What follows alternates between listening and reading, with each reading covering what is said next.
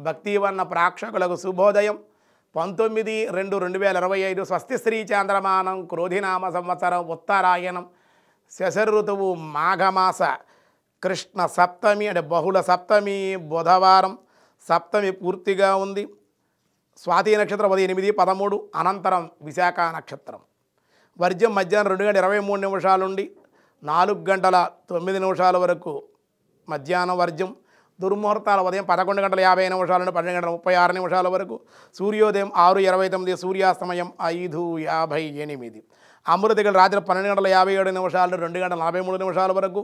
రాహుకాలం మధ్యాహ్నం 12 గంటల నుండి 1:30 వరకు రాహుకాలం. శుభ సమయం ఉదయం 9:40 నుండి 10:30 వరకు శుభకాలం. సాయంత్రం 5 గంటల నుండి 6 గంటల వరకు కూడా శుభకాలం. వృద్ధియోగం ఉదయం 8:48, విష్టి సాయంత్రం 5:37. దినఫలాల్లో ఈరోజు ముందుగా మేషరాశి స్వల్పంగా అనారోగ్య సమస్యలు, అధిక ఖర్చులు, అలసట కూడా ఉండే అవకాశం.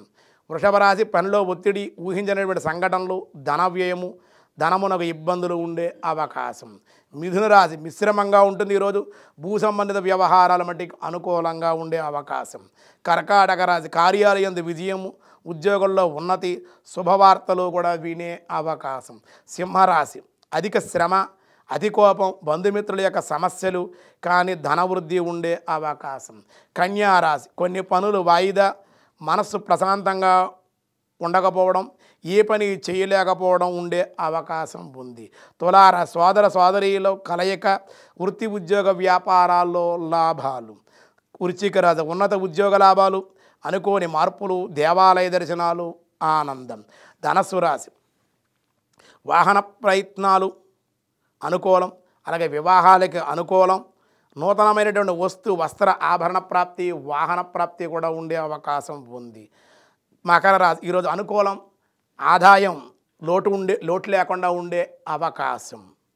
కుంభరాశి విందు వినోదాల్లో పాల్గొంటారు, ధైర్యంతో కొన్ని పనులు సాధించి ముందుకు వెళ్ళే అవకాశం. మీనరాశి ఊహించినటువంటి ఖర్చులు, కొన్ని సమస్యలు పరిష్కారం అయ్యే అవకాశాలు ఉన్నాయి. మిగతా విషయాలు రేపు చూద్దాం.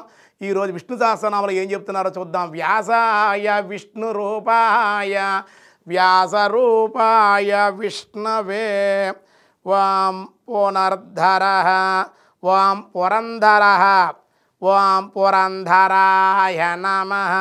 పురంధర పురము అంటే శరీరానికి పురము అని అర్థం కూడా ఉంది. పురములకు నాశనము లేనివాడని కూడా అర్థం ఉంది.